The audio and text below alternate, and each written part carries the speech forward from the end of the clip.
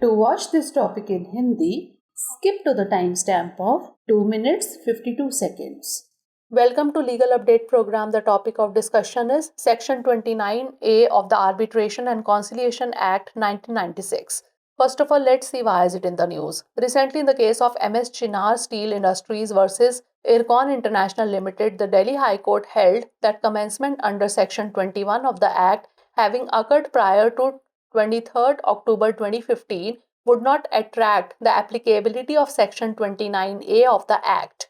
Moving on to background of the case, this dispute arose from an agreement dated 15th September 2008 concerning the construction of foot-over bridges on the Kaziganj Baramulla section of the new BG Rail Link project in Jammu and Kashmir. On 14th June 2009, Chinar Steel Industries petitioner invoked the arbitration clause. Subsequently, the petitioner approached the Delhi High Court under Section 11 of the Arbitration Act. The respondent claimed that the arbitral tribunal is not bound by the time limits stipulated in Section 29A of the Arbitration Act. The Delhi High Court held that since the arbitration proceedings commenced before the amendment date of 23rd October 2015, Section 29A did not apply. Court observation. The bench of Justice Prateek Jalan held that the commencement of proceedings under Section 21 is the relevant yardstick for determining the applicability of Section 29A and is different from the concept of entering upon the reference referred to be in Section 29A of the Act, which is applicable before its amendment. Now let's discuss about Section 29A of the Arbitration and Conciliation Act 1996. This section sets a time limit for the delivery of arbitral awards. It requires that arbitral awards be made within 12 months of the tribunal's appointment, with an option to extend by 6 months by mutual agreement. If the award is not made within this time, the arbitrator's mandate ends unless the court grants an extension. The court may extend the period if justified and can reduce the arbitrator's fees for delays. Even if the time limit expires, the tribunal must continue proceedings subject to court orders. Case law SP Singla Constructions Private Limited versus State of Himachal Pradesh 2019. In this case, the Supreme Court addressed the consequences of delay attributable to arbitral tribunal under Section 29A. Now is the time for practice question. Which section of the Arbitration and Conciliation Act 1996 provides a time limit for arbitral award?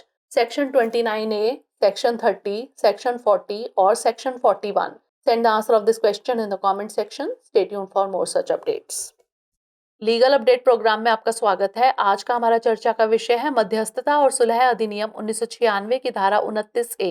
सबसे पहले जान लेते हैं कि यह चर्चा में क्यों है। हाल ही में मेसर्स चिनार स्टील इंडस्ट्रीज बनाम इरकॉन इंटरनेशनल लिमिटेड के मामले में दिल्ली उच्च न्यायालय ने माना कि अधिनियम की धारा 21 के तहत प्रारंभ 23 अक्टूबर 2015 से पहले घटित होने पर अधिनियम की धारा 29A लागू नहीं होगी। मामले की पृष्ठभूमि देखते हैं। यह विवाद 15 सितंबर 2008 को हुए एक समझौते से उत्पन्न हुआ जो जम्मू और कश्मीर में नई बीजी रेल लिंक परियोजना के काजीगुंड बारामुल्ला खंड पर फुट ओवर ब्रिजों के निर्माण से संबंधित था।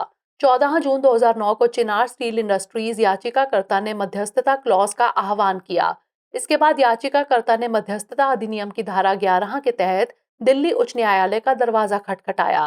प्रतिवादी ने दावा किया कि मध्यस्थ न्यायाधिकरण मध्यस्थता अधिनियम की धारा 29A में निर्धारित समय सीमा से बंधा नहीं है। दिल्ली उच्च न्यायालय ने कहा कि चूंकि मध्यस्थता कार्यवाही 23 अक्टूबर 2015 की संशोधन तिथि से पहले शुरू हुई थी, इसलिए धारा 29A लागू नहीं होती। न्यायालय का अवलोकन। न्यायमूर्ति प्रतीक जालान की पीठ ने यह माना कि धारा 21 के तहत कार्यवाही का आरंभ धारा 29A का प्रयोग निर्धारित करने के लिए प्रासंगिक मानदंड है और यह अधिनियम की धारा 29A में संदर्भित संदर्भ में प्रवेश की अवधारणा से अलग है, जो इसके संशोधन से पहले लागू थी। मध्यस्थता और सुलह अधिनियम 1996 की धारा 29A। यह धारा मध्यस्थता अवार्ड्स के वितरण के लिए समय सीमा निर्धारित करता है।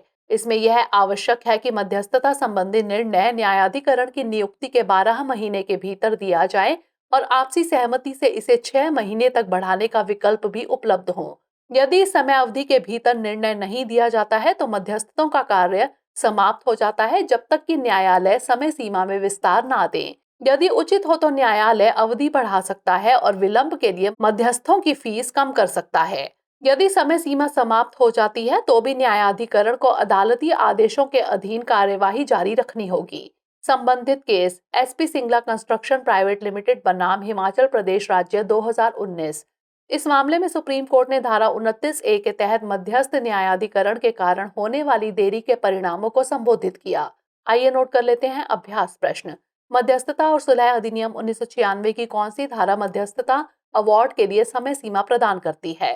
धारा 29A, धारा 30, धारा 40 या फिर धारा 41? इसका उत्तर हमें कमेंट सेक्शन में जरूर भेजिएगा। धन्यवाद।